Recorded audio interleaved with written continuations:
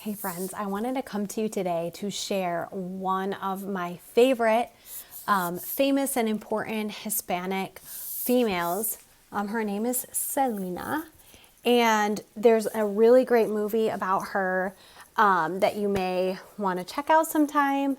And Jennifer Lopez plays her, but this book I just got, it's a brand new book, and I wanted to read it to you. It's called Selena, Queen of Tejano Music. Okay? All right. Beginning as a microphone. Selena, Queen of Tejano Music by Silvia Lopez, illustrated by Paula Escobar. Lake Jackson, Texas, 1977. The music coming through the window caught 6-year-old Selena Quintanilla's attention. She bounded indoors and raced through the kitchen, startling her mother, Marcela. "Where are you going, Sally?" Marcela asked. "To sing with them, Mommy," repeated Selena. "They sound so good." In the living room, big brother A.B. strummed a guitar while 9-year-old Suzette beat rhythm on the drums. Their father, Abraham, had spent weeks teaching his older children to play their instruments. Hadn't always gone well. The kids often complained about practicing. They'd rather be out in the bright Texas sunshine. But that day they were hitting all the right notes of Blue Moon, a tune Selena knew well.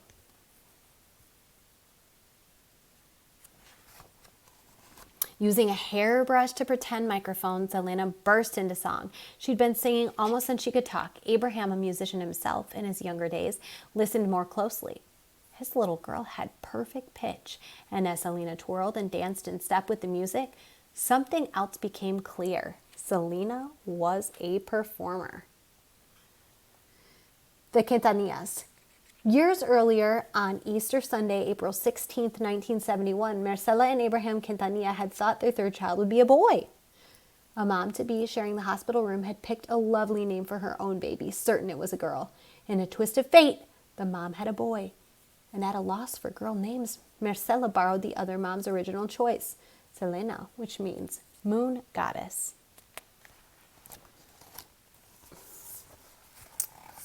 With a growing family, Abraham put away his music dreams and took a job with a chemical company in Lake Jackson, Texas. It was a good place to live. People of different ethnic groups got along well. Some were Hispanics or Latinos, mostly Mexican-American Tejanos like the Quintanillas. Neighbors remembered the Quintanilla children as happy and respectful. Selena seemed to have something magical. She had a smile bigger than life and a voice to match. Selena sang at family gatherings. She sang while walking to and from school. She sang to her classmates at recess. Selena was a good student who could go far, said one teacher. She could win a college scholarship.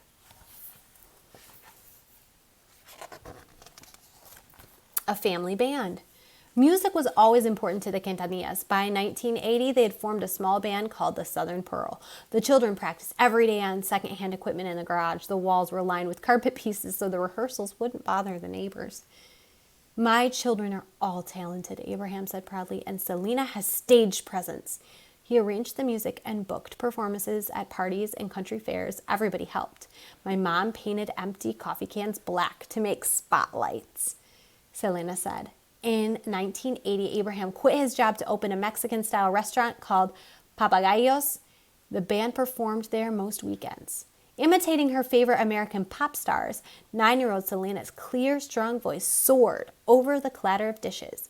Then, in the early 1980s, the Quintanillas, life took a turn.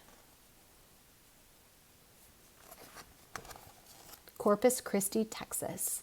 Times were tough in America. Jobs were hard to come by. People had less money to eat in restaurants. Papagayos closed. The small house in Lake Jackson, including the furniture, was sold to pay bills. The family moved to Corpus Christi, Texas. They rented a house in the Molina Barrio, a middle-class neighborhood where many Tejanos lived. For Selena, everything changed except making music. But now it became a way for her family to earn a living. "We had no other alternative to make money," Selena said. With hers as the main attraction, the band took the name Selena y los Dinos, Selena and the Boys. Selena tried to look older than her 12 years. She wore makeup and flashy homemade clothes, but only on stage. At home, She was just like any other kid, although maybe more sheltered than the most because Abraham was very strict. In any case, there was little time for socializing since Selena was often busy rehearsing or performing.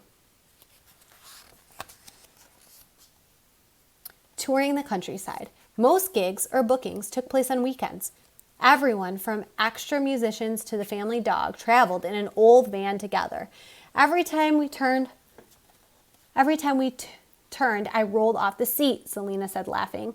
Money was still tight for the Quintanillas.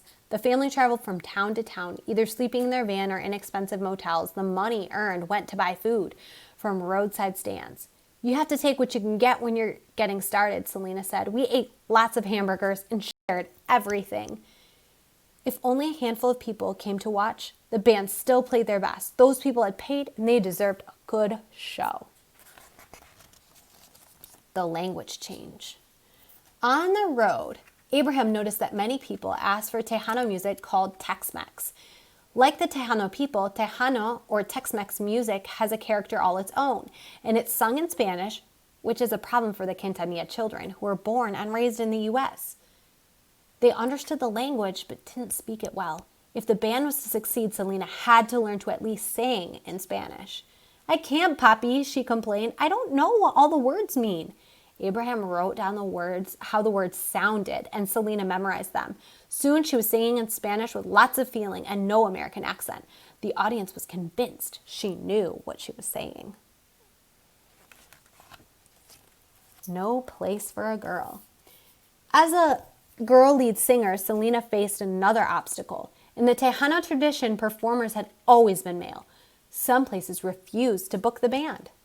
People told my father we'd never make it, said Selena. I wanted to prove them wrong. Selena's brother, A.B., learned much about composing and arranging music. He began writing new Tejano songs with a more modern beat. Young fans, especially girls, loved the fun dance steps Selena created. In 1985, Selena y los Dinos recorded their first album with a small Texas company. Radio stations liked it, and the band got new gigs. But this created another problem. Selena was only 14 years old. Traveling meant she often missed school. The family couldn't afford to pass up any bookings, so Selena had to leave school in 8th grade. Right away, she enrolled in long-distance classes, studying while on the road. Everybody helped pitch in with the lessons. Hey, that's like us. What? Television success. In 1985, Selena y los Dinos was also invited to Ana Friend's television show.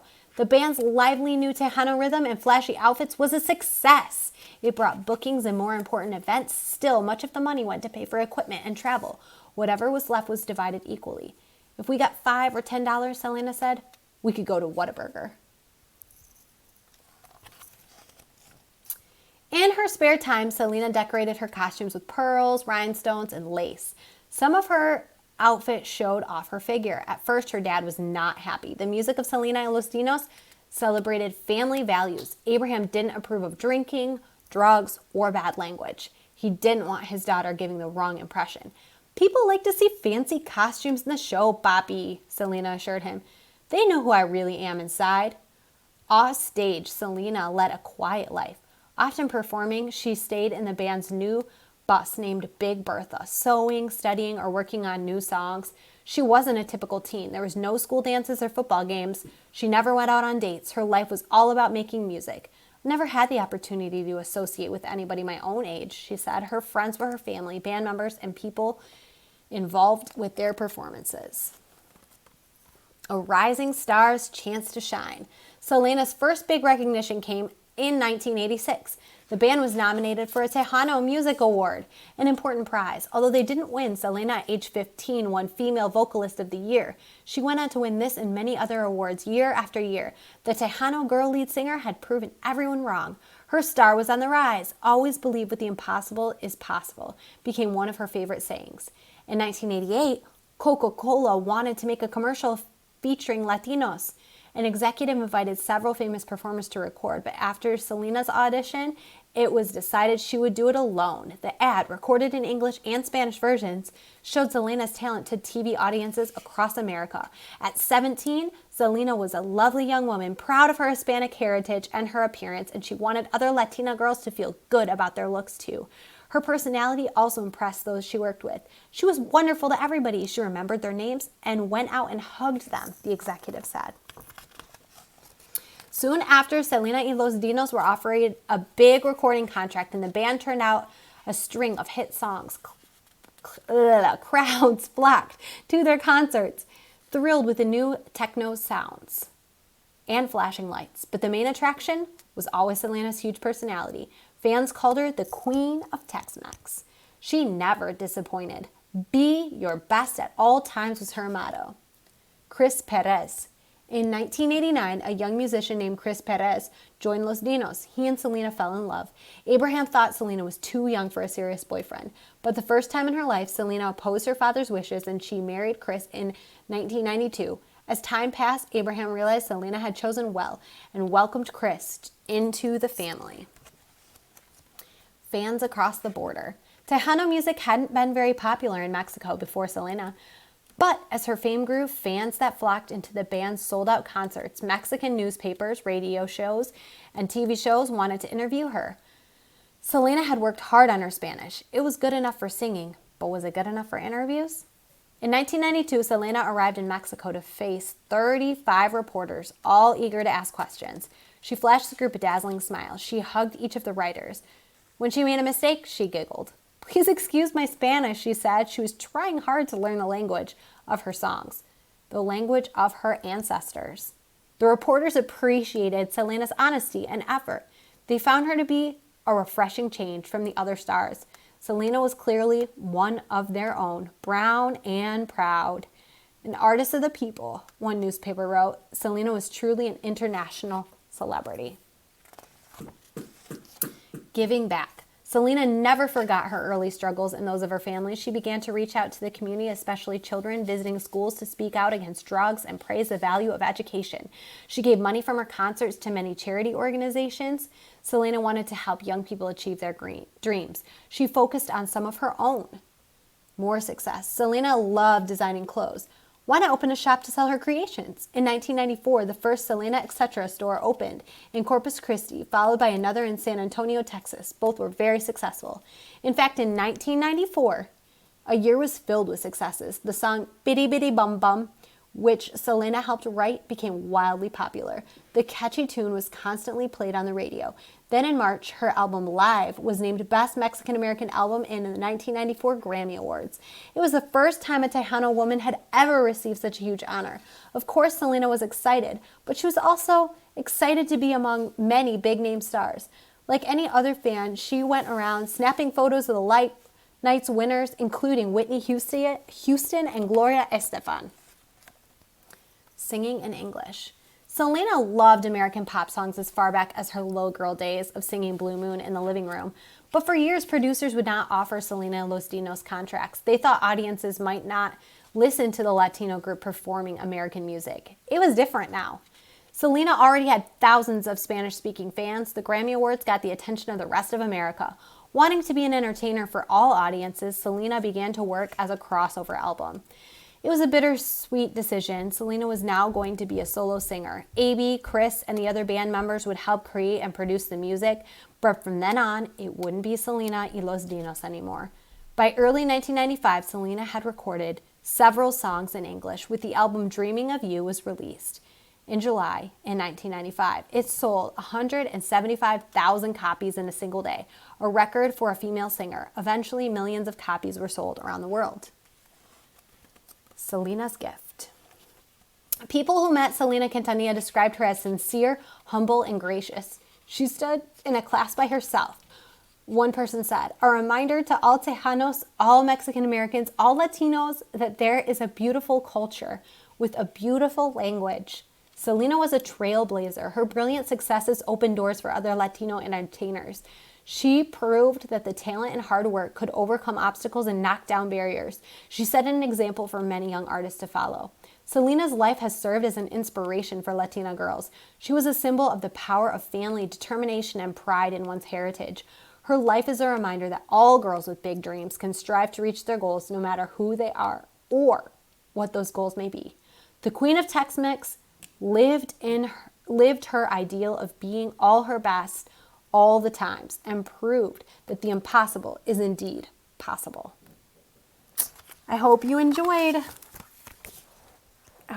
this book, and I would love for you to check into Selena's life. She's truly an inspirational person. Thanks for joining me. Bye.